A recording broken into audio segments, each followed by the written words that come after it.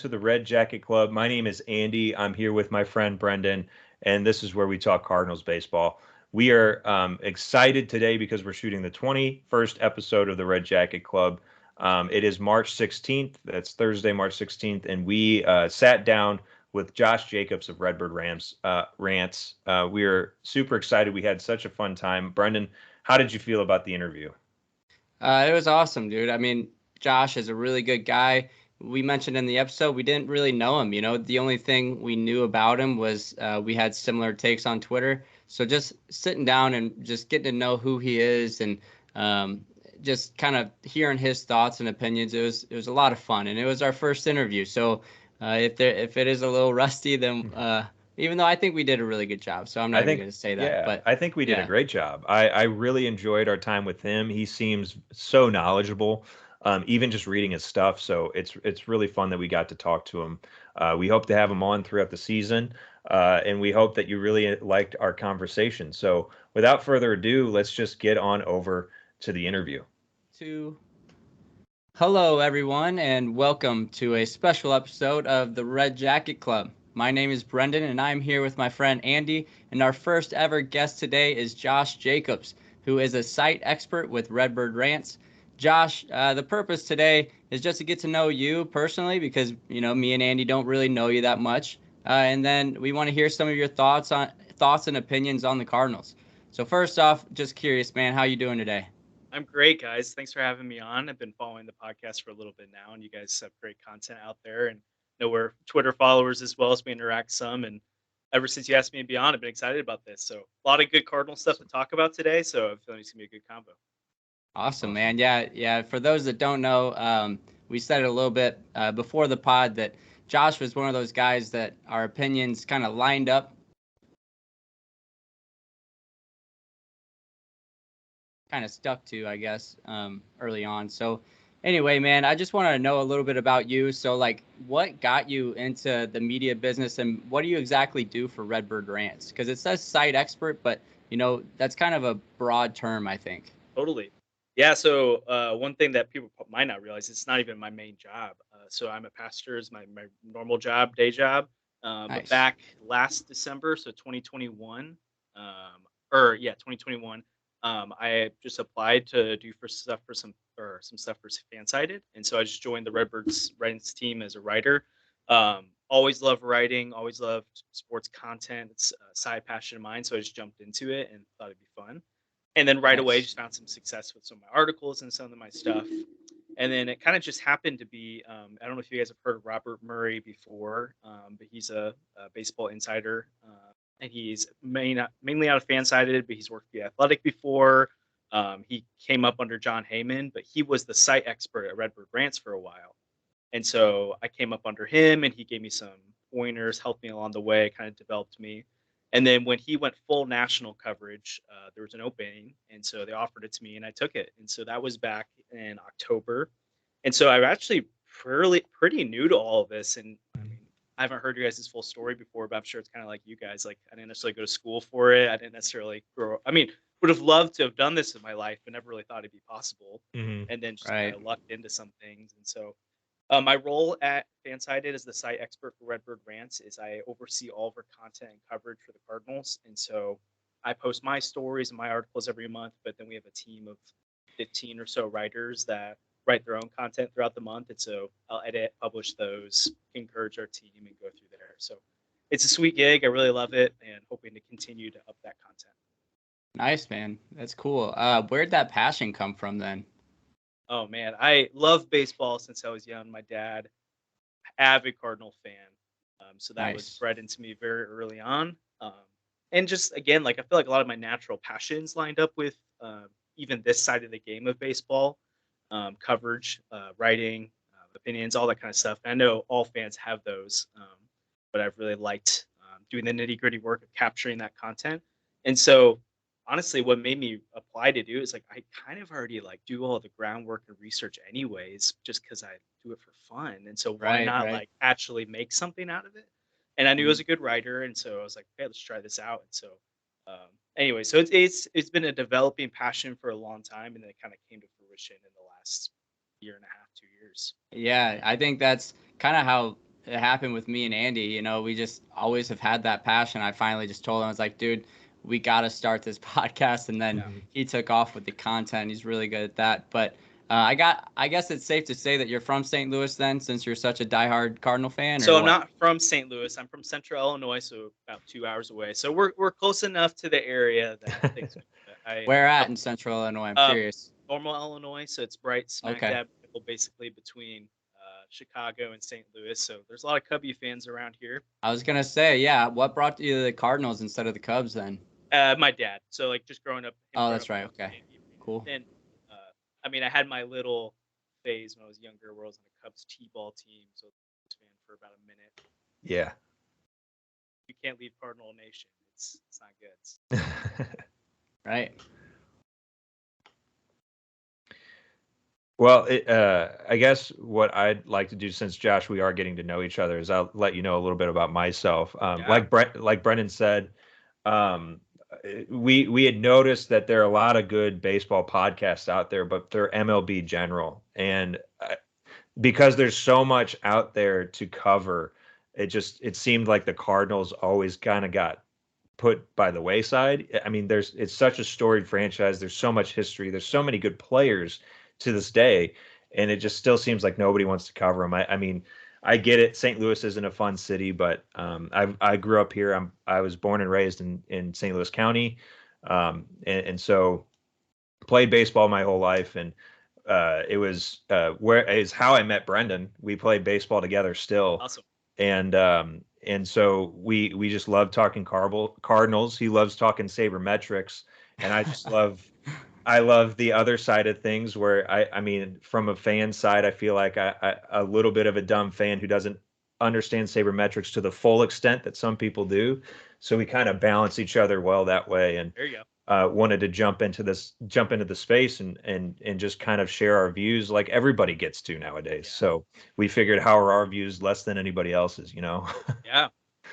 And I think you bring up a good point too. There's a little bit of the East Coast, West Coast bias type things. And I mean, the Cardinals are just, unless they're one of the top 3 teams in the league, and even then, I feel like they're probably not going to get the coverage of the Yankees or Dodgers or Red Sox or whoever. So there's plenty of space in the Cardinal realm right now. So I'm glad you guys have answered that. Absolutely.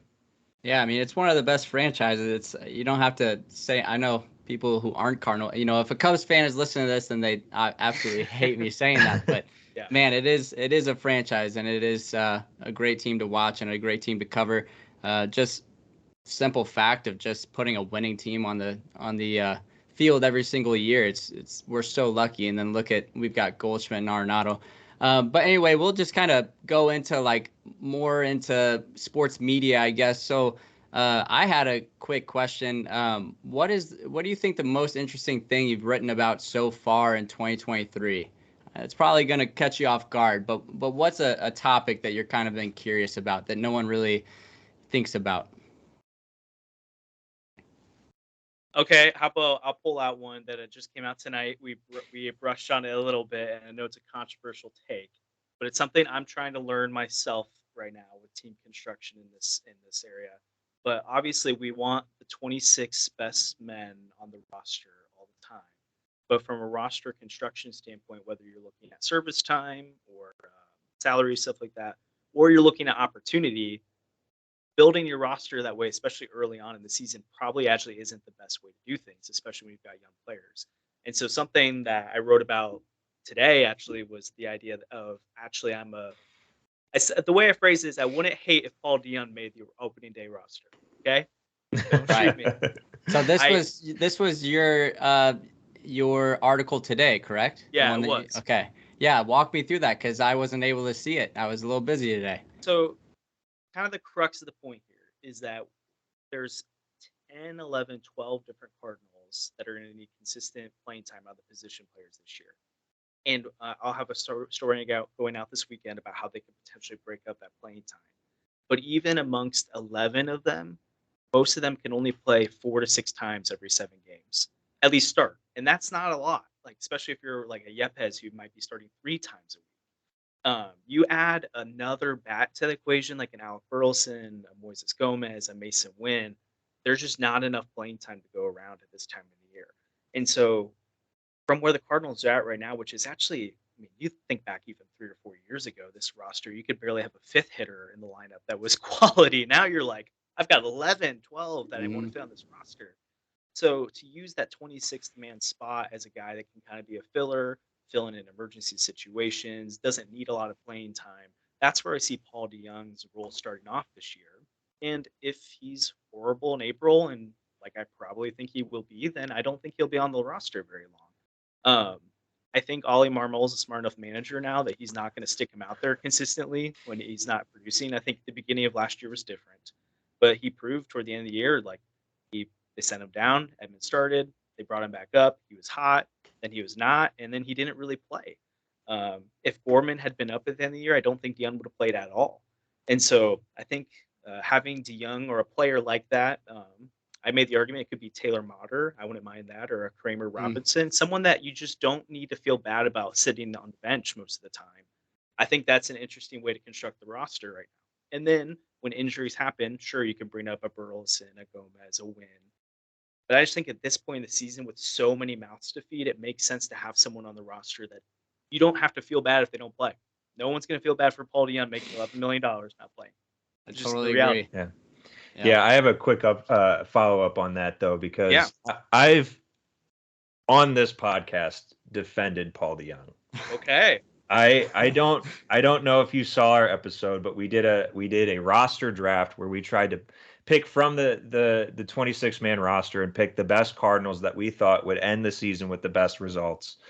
And it was coming to the last rounds. Brendan picked smart, and he was picking all his pitchers last. I picked dumb, and I was picking like bench players last. And I had to pick Paul DeJong. And my thought process is that he has been putting in the work. He's shown that he's done different things this offseason than he's done in the past. Who knows why he wasn't listening to the coaches or whatever. But I mean, it seems like hell he wants to be on the bench. He's not. I mean, it hurts his back when he bends down to pick up a ground ball. It hurts my back when I bend down to pick up anything also. Like, come on, man. So I didn't want to be in this camp because I hate this idea, but I am completely fine now that, I mean, especially since this spring was kind of the 10th last straw for Paul DeJong, that like, let's just get rid of him. I mean, come on. I don't want to again be that guy, but like I would not care if we just let him go, opened up another spot on the 40 man so that we have 38 spots instead of 39 that we're at now, and just get rid of him because I had a sympathetic pick for him. I'm no longer sympathetic for the guy. I will defend Josh a little bit, because what if you do have that guy like Mason Wynn that you call up, that flashy player that needs reps every single day? Like, I would like to keep Wynn in AAA to see those at bats, and he's so young, you don't want to rush him up to the big leagues and then sit on the bench. So I can see it both ways, but then again, you got 2 open roster spots at that point. So I don't know. It is weird, but I do see DeJong staying on the opening day roster for sure. I don't see a reason not to. I think a lot of these guys are going to have to prove that they shouldn't be on the roster, like Tyler O'Neill, Dylan Carlson, guys like that.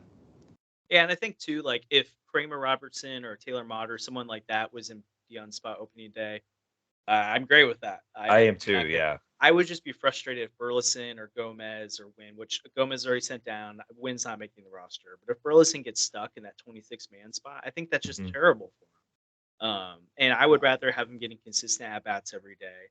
So, and I mean, I hate the contract argument, but for a month, I don't mind him playing 5 games and seeing if the 11 million's worth, well, it's not going to be worth it. Salvage anything from it. And if you can't, then cut bait. And he probably got 14 at-bats and was a defensive center. It's like, did he really even matter? Not really. Yeah. But I get, like, at this point, it's probably just better to cut bait. That's my whole thing, is I wouldn't be mad about it. I would be open to it. Well, with that, you talked about how you kind of do this as a you started doing this as a hobby before you started going. So I just want to know, what is kind of your process when it comes into your approach of writing an article, or What are you seeing? Because I see a lot of what you write sometimes is based off of kind of the internet and what it's talking about. I guess just let me know or I'm interested in what your process is in finding a topic and how you go about picking what you want to write about. Yeah, and I'd love to hear your guys' process too. Yeah. To go through it. I'd say especially now, I kind of have this running note and list of things that I want to talk about. So like something that I haven't really talked about, but I've like just kept pushing off for a long time is like I want to talk about how there's a misconception that Dylan Carlson's the reason we didn't get Juan Soto. It's like sure, but also we would have had to trade Jordan Walker, Mason Wynn, like all these other players. It's not that cut and dry. So there's these things. It's like okay, if it's a slow news day, don't have a lot to talk about. I can kind of pull from this back pocket. But especially right now, like daily, there's just so much to talk about. So I'm kind of looking at the news, I'm looking at the games, I'm looking at the blogs. I do try to find different. I don't want to just keep reproducing the same thing that everyone else is saying. Like reading the same story 8 different ways. It's great sometimes, but I do think it's nice to try and find those angles or those spaces that aren't being covered enough. So I like doing that. Like kind of trying to mix it up too, because I think people want to talk about the president, but they do want to talk about what's the team going to look like 3 months from now. I like every once in a while kind of looking ahead 2024, 2025, trying to keep those things in mind. So my process is really kind of keep a running list of things I want to do. I have some goals for the week usually if I want to get to this topic, but then always being open to that shifting because I don't want to miss out on something that's really important in the moment. But it's hard because sometimes like the topic could be relevant for 4 hours and then you post it and then something else happens and it's like, well, my point is gone now. Like this DeJong thing I worked on yesterday and then today his back. I mean the back injury happened. The Brendan Donovan started. Yeah. Like, okay. It's now you're gonna get more shit for this topic. Yeah. So it's like it just changes. We're already gonna get. Yeah. So it's like sometimes and you like. You just gotta take it and run with it. Yeah, stay off Twitter. Yeah, as much as possible. Sometimes and I'm not afraid to have a take that people aren't gonna like. I'm not about just clicky headlines and just trying to make people mad. Like I want to have a point, but at the same time, I'm not gonna just conform to the rest of the opinion. And I think it's something I didn't really think about when you talked last year. Something that drew me to this space is I want to produce good content. I want to produce very thoughtful content about it. Not that I think there's plenty of that out there, but I think it's nice to have more voices and trying to think a little more level-headed with team construction, moves, team opinion. I think it's really easy just to fire off and be like, I hate the world. Why does Mosaic never spend any money? The DeWitt's the worst. Sure, some of that's true. But also a lot of it's like they don't have a $500 million payroll. They are in St. Louis. Are we just going to forget all the success they do have? Like I think there's a little bit of both that needs to happen. And so so that's kind of the process. It kind of went all over the place there, but no, you're good. I mean, that's kind of where we come from too, is just being more thought provoking and not really not going clickbaity. I know that you can sit there all day and speculate and say, oh, well, Lars Nootbaar and Ohtani are getting along really well, so that means he's going to be a Cardinal. Like, that's easy to say, but it's not.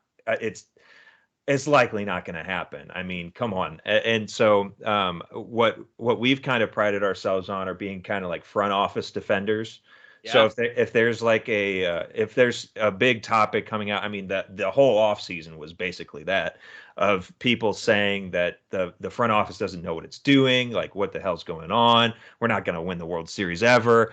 Like obviously there's a lot of that's trolls and just people being rude online. But I mean we've grown up in a time, and I've referenced this before, where my dad grew up. Like he was in his teens and 20s in the 70s and 80s. And like from, what is it? It's on my door over here. From like 64 until 82 or whatever, there was a big gap where the Cardinals kind of sucked. Yeah.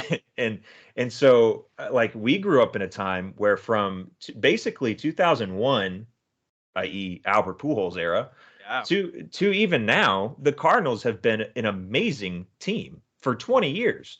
And so we're like, they're obviously doing something right. And so So we try to do that. We try to find things that we think are a little bit more controversial in that regard, where it's like, okay, what's the main topic here? Well, that's obviously not true. So let's piss people off by saying the true thing. Yeah. Yeah. And so that's kind of our process. And when we're thinking about episodes, just like what's the best way that we can, one, entertain, but also at the same time bring a different thought than what's just the mainstream. Yeah. Totally. Because I think It's also it's important to enter into that space a little bit too of like some of those weird takes. Like I did a Nuke Otani article and I was like, wow, their friendship's cool, but Yeah. it's not gonna happen. Like, and I Mhm. went through like it's not. Yeah. It's not who the Cardinals Well, are and now. that's real clickbait. Like you Yeah. can say, yes, their stuff is really cool, which brings people into your article, Yeah. but then you explain, you can't just say, okay, they're really cool, like they're great together. They're likely like this is probably gonna happen. Yeah. That This is stuff gonna I hate. yeah, Because it's like yeah. guys are friends all the time. And like I made the point, sure, maybe it's like the NBA here and they're gonna be but like no, it's not gonna happen. No. So yeah. But in the general though, I'm more of a like I like to lean where you guys do, being more of Yeah. a defender, which I know that's not always liked. But it's just incredible, like you said, even since like 2001, the way this team has reinvented itself over and over and over again, different cores, and it's really the only thing that's been intact is the front office for Hmm. the most part. I mean, Jocketty era is in there a little bit too, and sure, Mosaic's taken some huge swings that have missed. Like we could point to the Marcelo Zuna trade all day, Yep. but then at the same time, when it happened, everyone was like, "Let's go! This is the best thing ever." So you Hmm. can't have it both ways. Like if you're going to be aggressive, you're going to make mistakes, and no one wants them to be conservative. So it just, I feel like the front office can never win, and I feel bad for them with that. But at the same time, sometimes they're wrong, and so you got to call them on Yep. Yeah, for sure. So I'm going to jump in a little bit and it. we're Yeah. going to talk a little bit more about some players.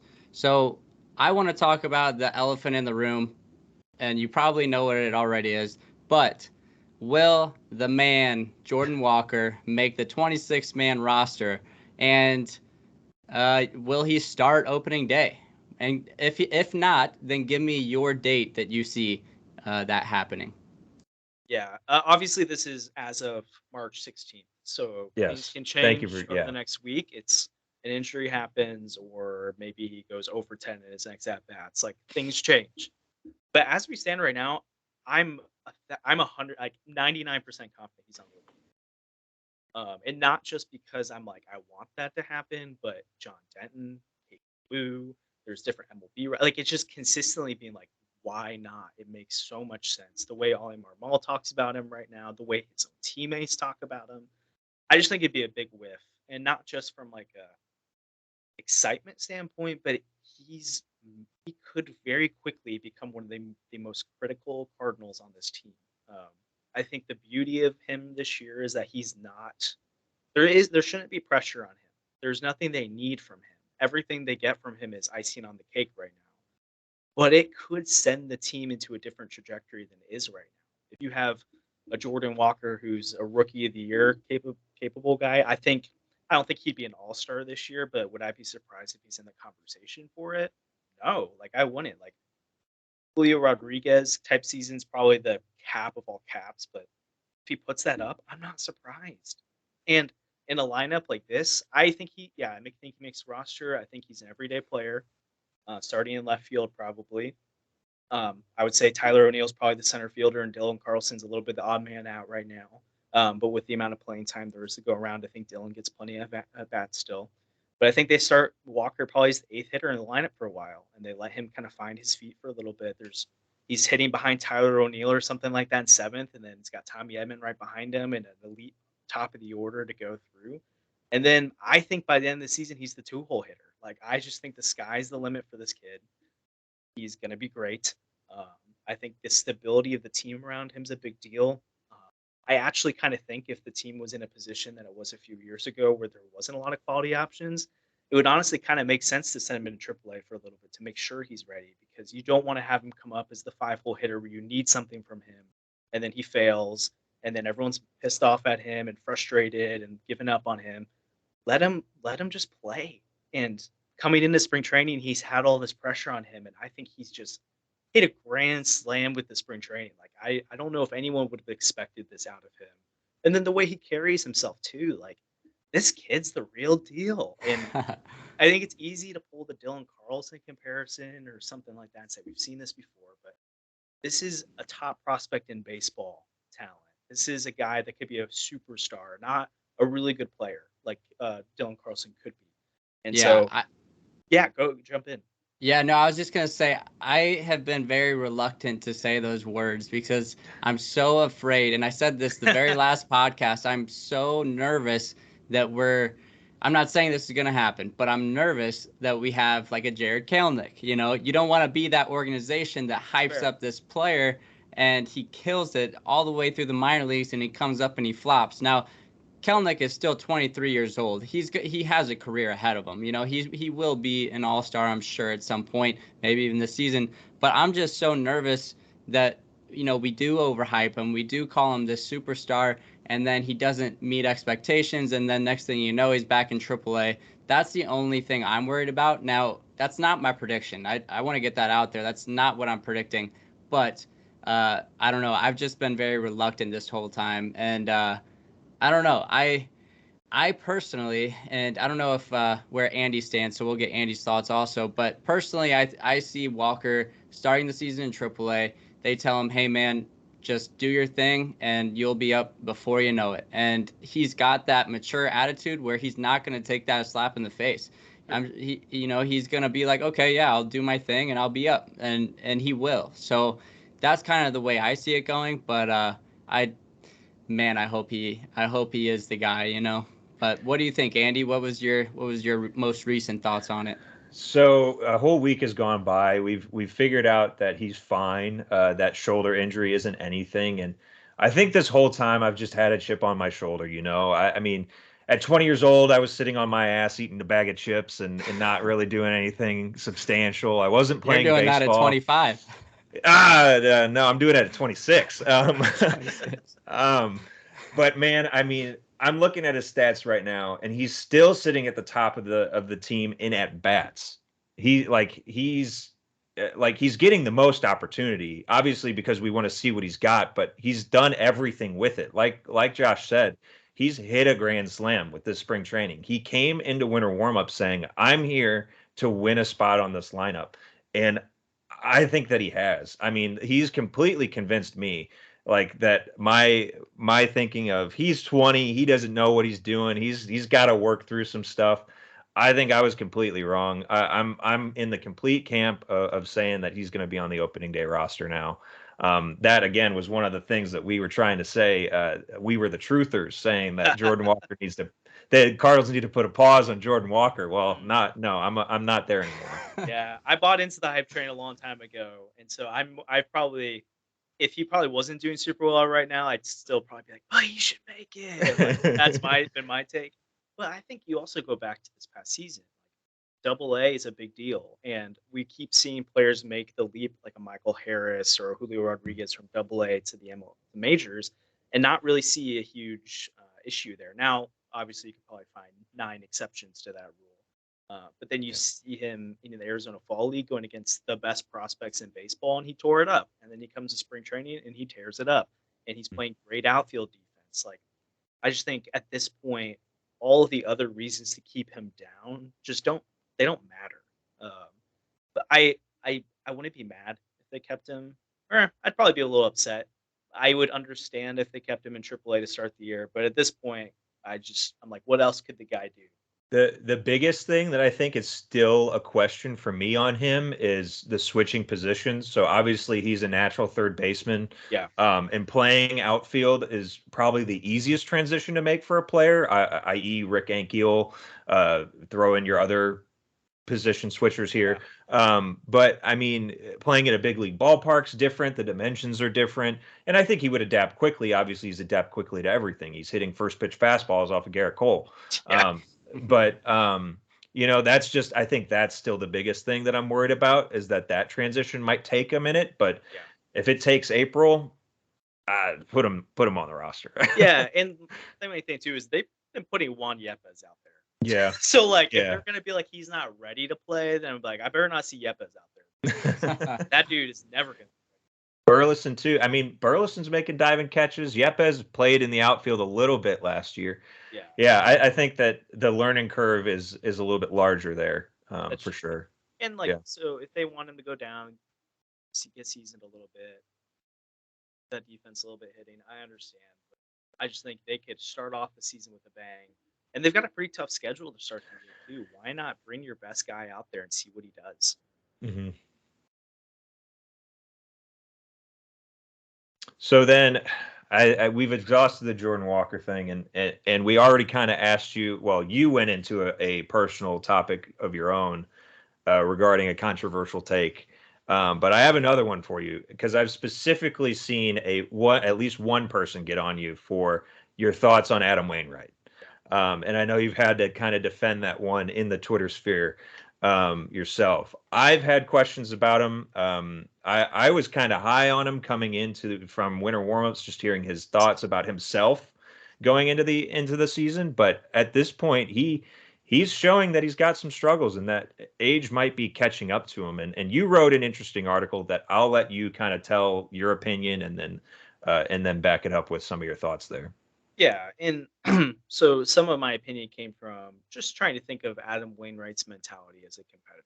Like, I don't see him coming into the season being a guy who puts up a mid 4 or close to 5 ERA and thinking that's the way he wants to go out. That doesn't seem like Adam Wainwright to me. But on the other end of the spectrum, he probably believes he can keep getting better, so maybe he'll push through it. But my thoughts were, man, if his velocity's still down, if he's still getting hit constantly like this, like, does he consider calling it? I didn't necessarily say he should, necessarily would, but in my head, it makes a lot of sense to sit down and look in the mirror for a minute and be like, is this really my last season? Do I want to go into this, or is my time up? And there's some pretty telling signs. It's if he was throwing 89, 90 and getting hit around, whatever, it's Adam Wainwright, he'll out. But he was second percentile in velocity last year, throwing 88 miles an hour. If that drops down to 86, Mm-hmm. he's going to be the slowest pitcher in the majors. And so, sure, you could pitch around and be fine. But last year, especially toward the end of the year, he had those big struggles.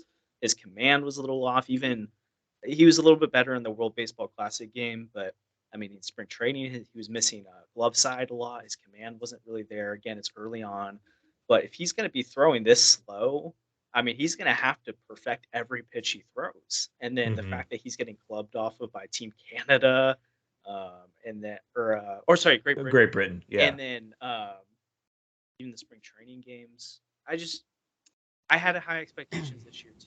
I just don't see it. Yeah, one thing that I was saying last year, he mentioned one of the reasons he struggled so much was his stride. And obviously he is an absolute veteran. He will know more about pitching than I will ever think to know. I'll never touch his feel for pitching, obviously.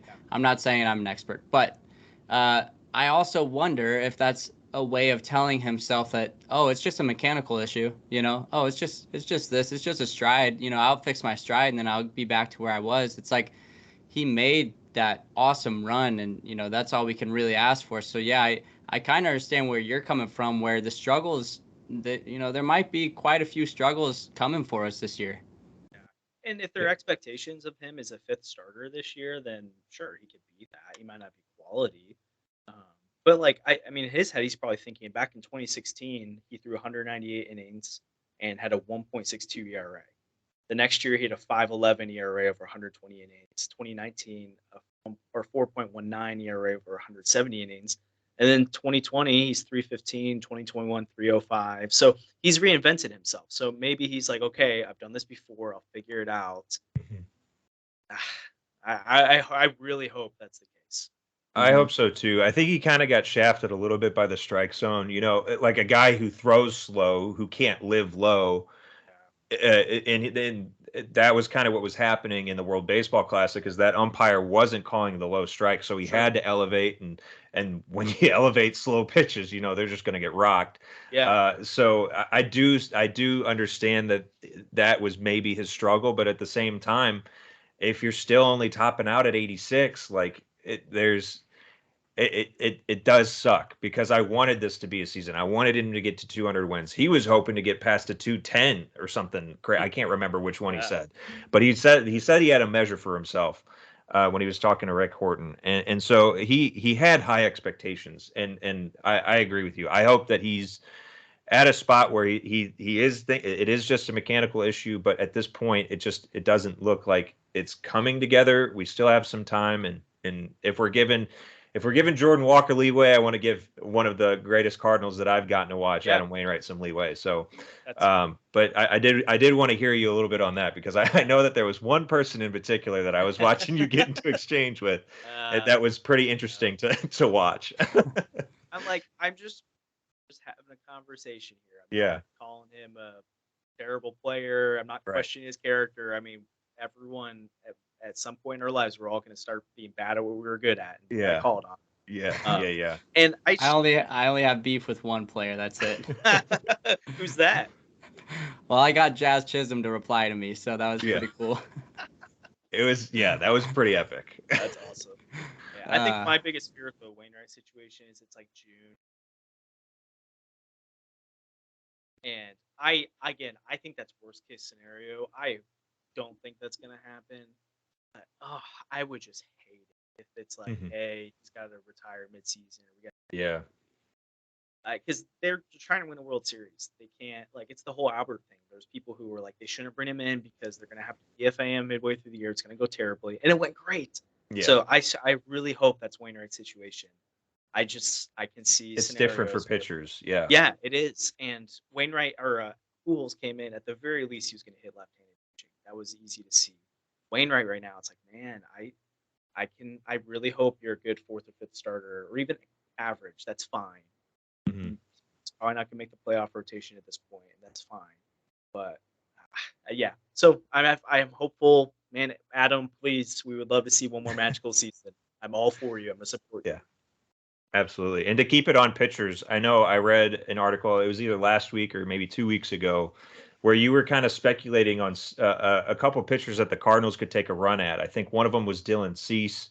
I guess I'm just curious as to, since you are so in tune with things around the league, players around the league, their stats and stuff like that, who are your recommendations or just players that you would like to see in a Cardinal uniform, pitchers or not, I guess? Yeah, I think one of the things that's going to be really difficult this year is it's been pointed out by some people. If you look at kind of the teams that you think are going to be sellers this year, none of them have frontline pitching. It's like Paul Blackburn of the Athletics is probably the best pitcher you can get from one of the teams that's going to be really bad.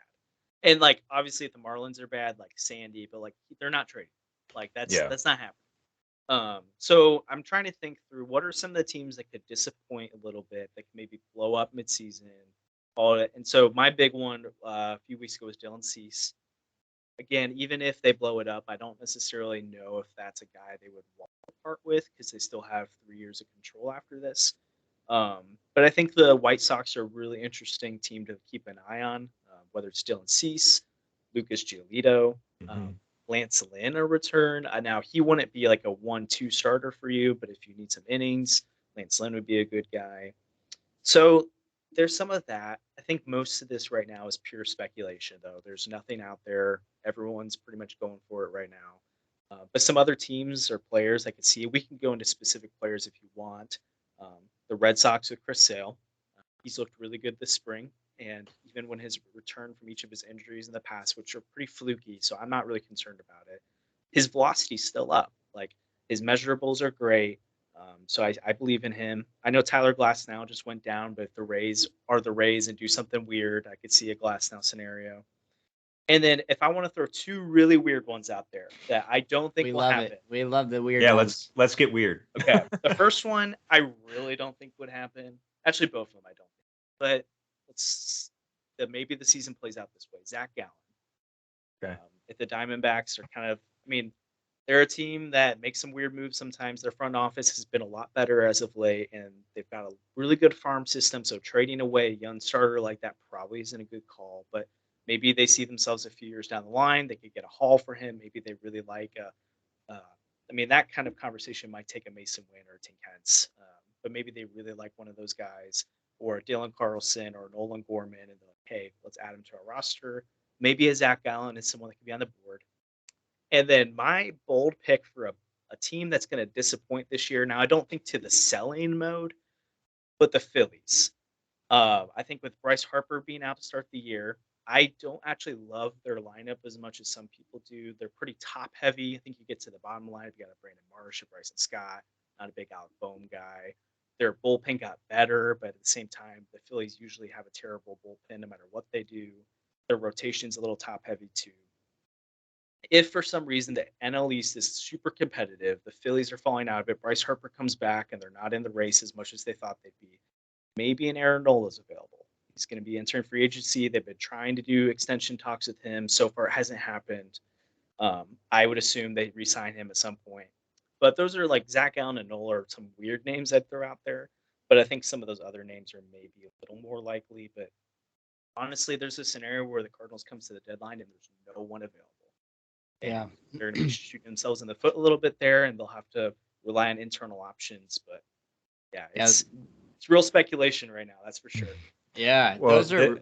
This was a podcast that when we were doing a wish list episode, I said that the Cardinals should probably take a look at Rich Hill. So we get a little weird, but that was just based on Cardinals' past of looking at older pitchers in terms of filling in spots and innings and stuff. Yeah, like which I could totally see that might happen this year. Now, I think in past years, like obviously, like May to June, early July, last few years, they've been like had like 3 quality starters and then like trying to patch together the 4 or 5.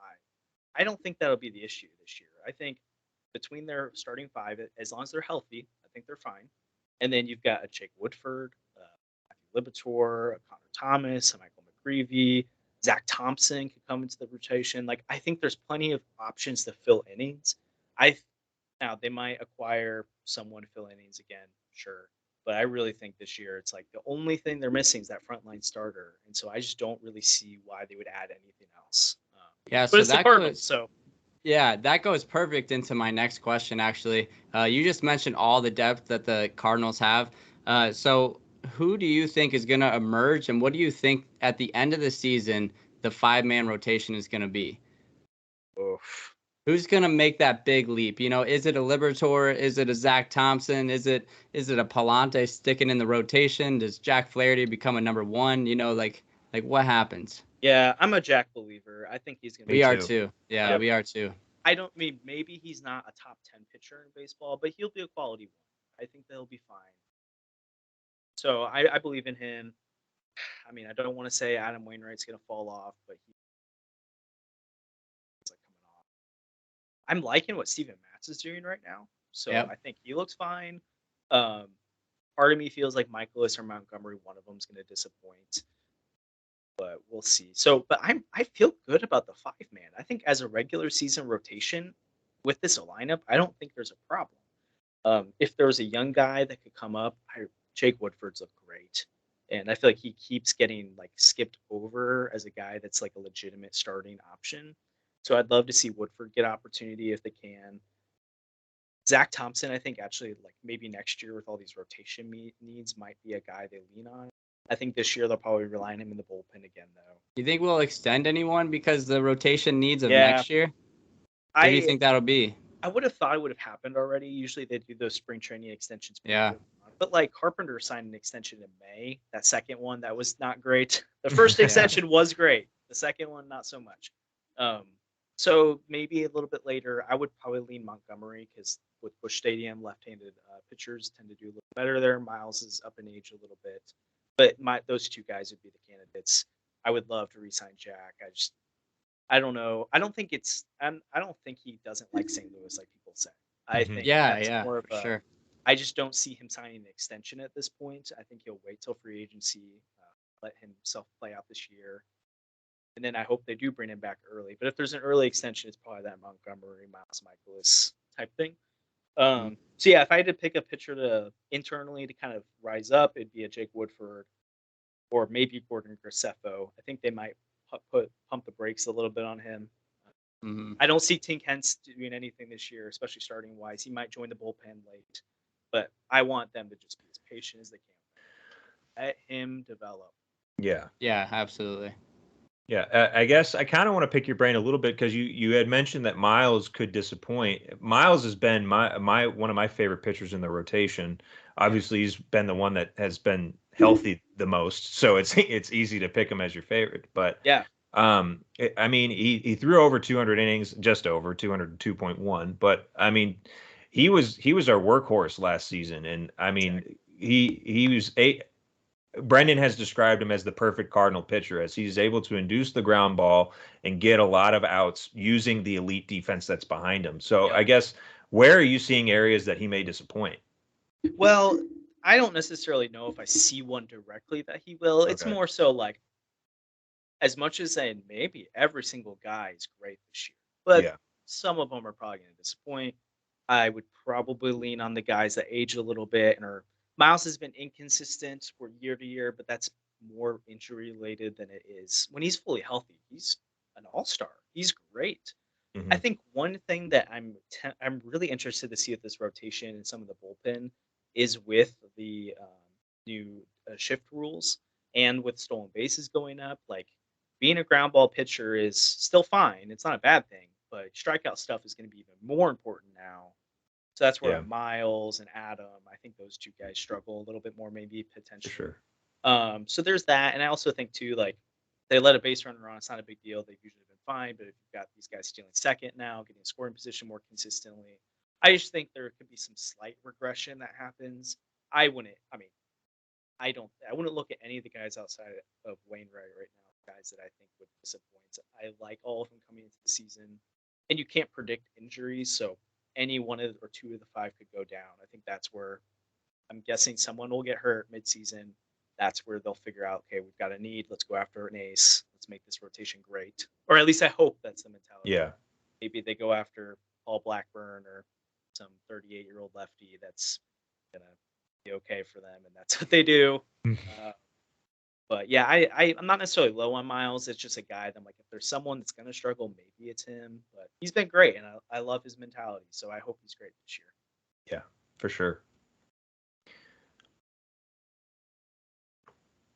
You Well, guys have any that bold picks out of like the bowl, like rotation wise, you're feeling good or not so good about, like Steven Match, Montgomery, Flaherty, any of those guys? Well, I think Flaherty, obviously it's the contract year. Obviously he has a lot to prove. Yeah. I really loved him firing up the winter warm-up media session talking about how like and I made a short about this that I really love, but he's like everybody's saying they want 2019 Jack. Well, Mm, I'm 2023 Jack, and like I'm gonna yeah. blow your expectations away. And like I loved it, so I'm ready to see what he does. Yeah. I do like the thought process on him is that like he did take a lot of the arbitration stuff personally, Mm, according to his meme post of yeah. Michael Jordan. So I could see like not maybe wanting to work with the front office into this offseason to stay, but I hope he certainly does. I mean, I think he's got the stuff. He's I don't know if he struggled today. I wasn't able to watch, but I saw two earned runs. So I mean, that's not across four innings. That's not anything. So I think Jack has a lot of upside. And then you're right. I think that Woodford has really shown that. I know that he's playing against B teams, B team Mets, and I think Nationals. But he's still shown that he has some pretty good stuff, and he's really shown a lot of purpose and optimism in Yeah. his area. He's up the strikeout stuff this year too, which again, it's spring, Yeah, but his stuff's looking better. So it's a pro. We'll see. for sure. Well, I think we've discussed a lot when it comes to the Cardinals and your role and everything. We kind of want to get into some more fun questions. Yeah. So I know that you said that you're from like Central Illinois, but I guess I was curious since you do cover the Cardinals, like how often do you get to come to St. Louis watch a ball game, or like what is your ball game watching like ritual? Do you go to a bar with Mm, friends, or do you go and do you have a great setup at home? Like I guess how do you typically take in Cardinals games, and how often do you get to the stadium? yeah. Also, I've got a question I want to hit with you guys at some point too. So we'll Sure. Sweet. funnel that in. Awesome. St. Louis, so this past year I went to a lot more games. I can't remember, probably I mean, it is like a 2.5 hour hike, so I don't Yeah. go to as many as I'd like to. I hope this year maybe more. But I like went to opening day last year, which we'd planned to do that all off season, and of course Albert signed, and we're like, let's go. So I usually go to games with my dad. Like it's just awesome. I love my dad. Yeah. We've grown up watching the games together, and it's a great time to be able to go with him. So we're going opening day again this year. We went to game 2 of the wild card series Nice. last year, which was just, I mean, That's it was a fun sucks, but yeah, experience, but man, that sucked. We'll go to, I think we're gonna go to an Angels game, hopefully see Shohei and of Trout. course. Yeah. And we'll just go to games throughout the summer. And then when I'm at home, sometimes I work in the evenings a little bit, so I miss part of the games, which sucks. But I mean, there's 162, no one can catch Yeah. it. But yeah, I just like to throw the game on. This year, I'm excited that the pace of play is going to be up, so I don't necessarily have to give up my entire evening to watch the game. But sometimes I'll like pull my computer out and take notes throughout the game, try to see what's going on with it. Sometimes I just put it away and I'm like, I just want to watch and enjoy it, and maybe I'll think about some of the stuff later. But Mhm. so, I've got a kind of a non-baseball question, by the Yeah. way. I'm curious what it felt like to get verified on Twitter, and when was that? No, that's the Twitter blue stuff. So I'm not a real verified, I unfortunately. don't. So what's that mean then? It's like you do the subscription, and that's nice because it like helps with Ah. like boosting your posts and stuff. So like people get memed for having it. I like it because it helps with our content. Yeah. Huh, so you It- can get that little check mark by not actually being verified, I Yeah, you guess. can do it now. Thanks, Elon. Yes. Well, hey, Yeah. Andy, we got to do that. We got to look official. It's less. that- I feel like when it first happened, if you were a blue check guy, people would make fun of you. Yeah, I think it's kind of burned off a little bit. Yeah, and Um, I mean, eventually, I think hopefully I can. I haven't even tried to apply to be really verified, so maybe I would. Hmm. I see it as an um, investment for our content. absolutely. Yeah. I kind of want to turn it back to watching baseball. Because last year, obviously, like you said, was incredible with Albert coming back. And then we had the fateful day in September 23rd was a Friday. I know because I got married that next day. Congrats. Thank you. But because it was a Friday, the Cardinals were playing Friday Night Baseball on Apple TV Plus, and Albert Pujols hit not only 699 and 700. Were you able to watch, or like what was your experience with that? Yeah, I remember. So I'm engaged. I'll be married this summer too, and I was. Congrats. Thank you. And I was hanging out with my fiance, and I remember I think I was driving home, and I think he was coming up again or something. And so I booked it. I was like, I have to make it back for this. Flipped it on. I think I maybe got it like part of the like I was so close. I can't remember who was batting ahead of him that game. I think he was batting second, so maybe it was Tommy or Brendan, and I think it was Donovan. And, Donovan was on base for sure. yes, so yeah, it was Donovan, and I remember sitting there, and I mean, I feel like everyone had a feeling this is gonna be it. And it wasn't one of the first pitches. It was probably like the fourth or fifth pitch. He worked the count a little bit. Yeah. Yeah, and then man, right when it went off the bat, and multiple times during that stretch when he was getting close, every time he hit the ball, I'm standing up. Like, that's it. But yeah, then he went deep, and it was crazy. And I feel like I just really, I mean, Albert was right in my prime with you guys too, growing up with Cardinal baseball. Mhm. Obviously, I felt pretty hurt in 2011 or the offseason when he left, but over time that kind of went away. And I remember 2 seasons ago, I went to a game when he came back with the Dodgers and he homered, and like we're high fiving Dodger fans, being like, "This is amazing! Like, who doesn't love Albert?" And so just coming back and watching him go out the way he did, like I don't know if there'll ever be a better story for the Cardinals in a season than what Albert did. Like I think that's just incredible. And Yeah. it would have been awesome to make a run playoffs. And I would actually argue I think this team this year is going to be more exciting than last year. I think the This- Albert story is the most exciting thing that can happen, but as a team, I just think we're entering into a prime, like 3, 4, 5 year stretch of Cardinal baseball right now. For sure. For sure. But how about you hit us with your question? You said you had something that you wanted to ask us. Yeah, so you might have to process this a little bit. I can go first if you want. Sure. A little bold, but I would love to hear what you think. Assuming they make the playoffs this year, what is the starting lineup come October? So not opening day, But where do you feel like this lineup ends by the end of the season? Because I think it ends differently than how it starts. How about you give it to us since Okay. we'll have to think about it for a second. So these are it's a little bold takes in here, but I'm gonna go for it.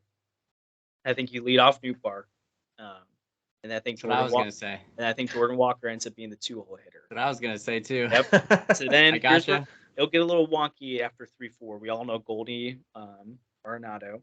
Yep. I do think there's a scenario where they go back to the Goldie batting second and someone bats between them like Walker or O'Neill. I think they just had so much success last year that they won't. But so Newt, Walker, Goldie, Arenado. Then I'm going to say Nolan Gorman's the DH, and they breaks up the right left a little bit. I debate between this right now. I'm going to go even more bold. I'm going to say Tyler O'Neill bats sixth. Contreras goes down to seventh. Not because he's not great, but I just think I'm really optimistic about this lineup right now. Here's where I get a little weird. I think you either have Tommy Edman or Brendan Donovan batting eighth, and Mason Windsor shortstop come October. Wow. Now that's bold.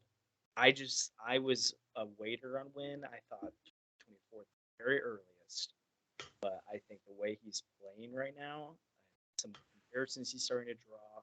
I think by this time or by October, I think he could be the starting shortstop. And then you have a little bit of a Brendan Donovan's the guy who fills in wherever's needed. And maybe Wynn isn't like the full-time starter, but like I'm just gonna go for it and say he is. And then Edman and Donovan figure out themselves. And then this offseason, I think Tommy Edman's a trade candidate, which is just so weird to think about. It really is. I think he's an extension candidate. Yeah. I thought that for a while too, but I just think we guys who are under control, unless you don't believe in Gorman, Wynn, or Donovan. Those guys ends up going. It makes sense. It is true, yeah. But it makes sense to kind of capitalize on Tommy's value. And I love, my dad called him Cooperstown. Like when he came up, he had that little stretch for a second where he had like an 800, 900 OPS. His 2019 was incredible. Yeah. And so this is not a Tommy Edman slight in this slight. I love it. And I hope they can make it work with all four of them. But I think Wynn's coming. And he's going to change things. So that's my end of the season lineup. Yeah. And Jack Flaherty or a potential starter they acquire starting game. Yeah. Brendan, do you have? I mean, you were pretty in agreement with him throughout. What are your thoughts there? Who was your 5-hole? It cut out. I had Nolan Gorman. Yeah. Okay. That's off the top of my head, man. That is pretty much what I would go as well. I really like Gorman in the 5-hole, just putting that lefty in there. Honestly, it wouldn't be a bad idea to do Goldie, Gorman, and then Arenado to, sandwich Goldie and Arenado if Gorman does show that he is that elite player. A lot of people forget about Gorman, man. Just last year, he was our Jordan Walker. He was the guy that everyone was calling to get called up. Like, what are you guys doing? He needs to be called up. So I could totally see a scenario where at the end of the season that he is a super important part of our lineup because we are missing that left-handed bat. And one of the podcasts early in the season, me and Andy were addressing, who could we get for that left-handed bat? And then I looked at the roster. I was like, all we have is left-handed bats. We don't exactly. we don't need our depth is Burleson, Gorman. I could name a few others. I just can't think right now. Donovan. We have a ton of left-handed bats. We just need one of them to emerge. So the Mason Wynn one is definitely a hot take. It's a fun take. I mean, holy shit, I'm just gonna say, holy shit, man. He has shown everything this spring training that he deserves to be on this club. He's exciting. He's got the athleticism. So yeah, I mean, I like that lineup a lot, to be honest. Yeah, I think one change that could be made with the power thing, like if Gorman's not ready to be a 5-hole hitter, I think Donovan could lead off and Newbar could be the 5 guy if you want to get a power left. But I think he has that energy for a top of the line guy. He does. It's so weird. Like Donovan could be the 9th hitter at some point this year, and like he's breaking out power right now. He's a 400 OBP guy. This lineup, I'm saying it and will say it's going to be the best in baseball this year. I just think it will be. It's the deepest lineup easily. It has so much depth. You're right. It does. I don't think Tommy Edman is anywhere but the 9 hole, though. I'm not saying that because he's the weakest link. Like I just said, we think we should extend him. Yeah. It's that's what happens when the DH is in your league.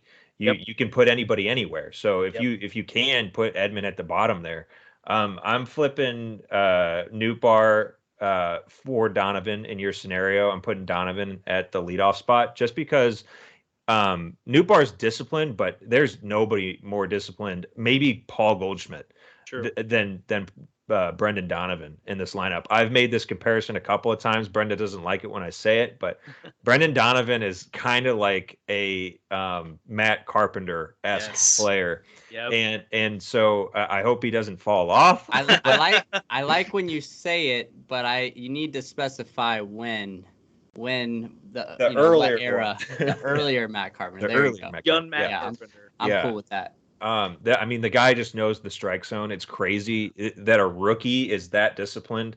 So I'm putting him at number 1. But everything else that you stated is pretty much, I mean, gold. I don't see.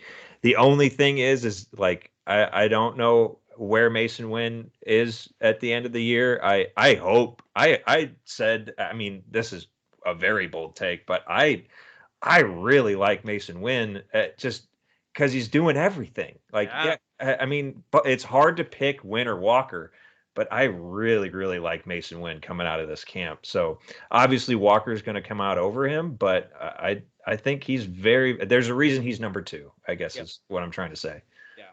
And he needs work still. Like, he needs to go down. He needs to keep it up. But I think if he's playing like this I think by mid-season he might be up. I just think the only thing, like we talked about earlier, is playing time for everyone. So if they do that, someone has to go. Like Dylan, Nolan, Gorman, Yepes. Like, they got to figure out playing time somehow. But the way he's playing right now, he's. I mean, if he was on any other club, there's probably a pretty strong argument that he could be the starting shortstop. Yep. But they're just so deep in the middle infield right now. You don't need them. Yeah. We don't want to run too long. We don't want to take too much of your time, but we do have a couple more questions. Maybe they're crazy. I don't know. But are you okay with a couple more? Let's do it. Alrighty. I think this is a fun one. Have you had any interactions with players, either online or in person? And if so, kind of what's your favorite story? Yeah, I would say probably trying to think if there's anyone besides this guy. There might be some others that I'm blanking out right now, but probably the coolest one, it's kind of an under the radar guy, is Logan Sawyer. He's the guy from the Frontier League that they signed this offseason. He went viral on Twitter because he kind of posted his workouts and his stats and got noticed by some teams, and the Cardinals ended up signing him. So we did an interview with Logan, and I haven't talked to him much since then, but I've got his contact, and so whatever. And he's a guy that I just root for. I really hope he gets his MLB chance. He had a pretty major arm injury when he was younger and had to kind of fight back, and he did it. And he dominated. It's the Frontier League, but he dominated it. And so he's just a really good guy. And I really hope that continues. I feel like I'm blanking on something right now. But I also haven't really tried to do a lot of that yet. I've kind of stayed out of the weeds with a lot of it. Yeah. But that's probably something we'll explore to do for this year. Yeah. We had an interview with blanking on who. Anyways, there's another guy that we had an interview with. For sure. I feel bad if I don't remember. But. That's all right. Good. Brendan, do you have any player interaction stories? Player interaction stories? Oh yeah, absolutely. My favorite one that I probably tell way too much. So I played with the Louisville Slugger Warriors, and Jake Matheny, Mr. Matheny's son, was on my team. And so we were down in Atlanta, and we were there was a Braves versus Angels game, and that was the time that Pujols was on the Angels, obviously. And so one of the dads was good friends with Mr. Pujols because his son plays on the Warriors, or he used to when he was younger, on a younger team. We actually, my dad sat next to him at practice one time. He was freaking out. But anyway, so one of the dads had Pujols' contact, and just hit him up and got us like 30 tickets. And then we went to like the family section, and then I got to watch Trout and Pools go back to back. So like, I guess it's not a personal interaction, but Sure. it was pretty personal because the dad on that team was able to just hit him up and be like, "Can you get some tickets for the guys?" Mhm. It was pretty sweet. Yeah. That's Yeah. cool. I was fortunate when I was younger to know, I believe he's still the equipment manager.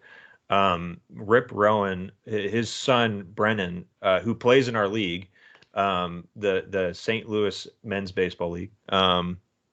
His son was at my grade school, and I got to know Brennan really well because we both like baseball. I don't know if you realize yet, but most of my life is just surrounded by baseball. Love it. And so we went to a game together. We sat in the family section at Busch Stadium, so we were amongst the wives and everything. And after the game, I met basically the entire 2010 Cardinals. It's a luxury that I will always remember. I have the baseball that I got signed by most of them. And it was kind of funny. My mom gave me a disposable camera that I completely forgot about. And she was like, use this to take pictures with the players. And I was like, oh shit, I didn't take any pictures. I just got autographs.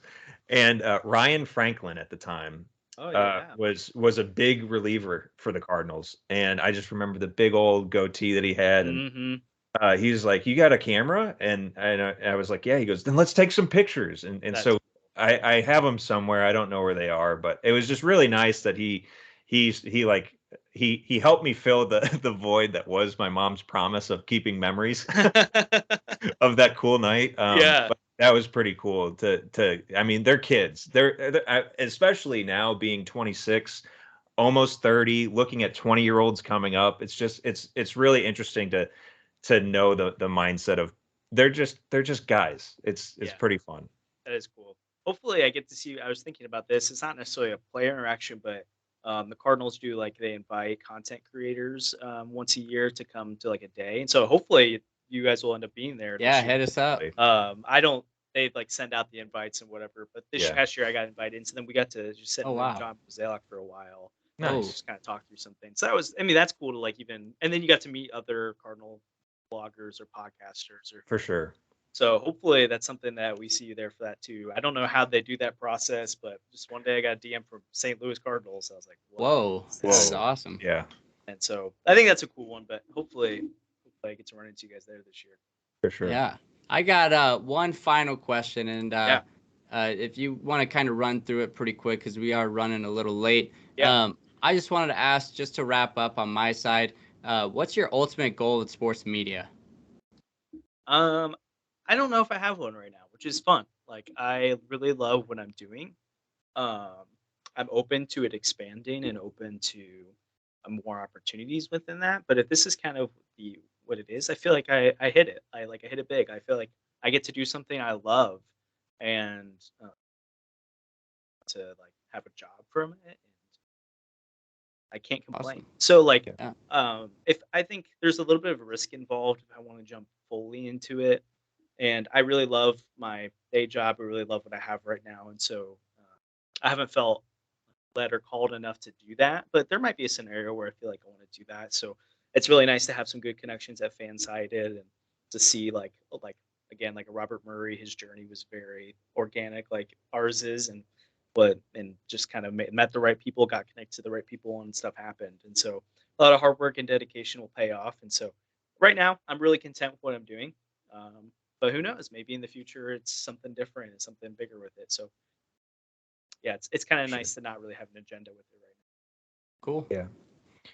Awesome, man. Well, we really appreciate you being our first guest. Like we said, we couldn't have thought of anybody else. now. Thanks. Just from our interactions on Twitter, it's been a lot of fun getting into this space. We're so excited for the season to get started.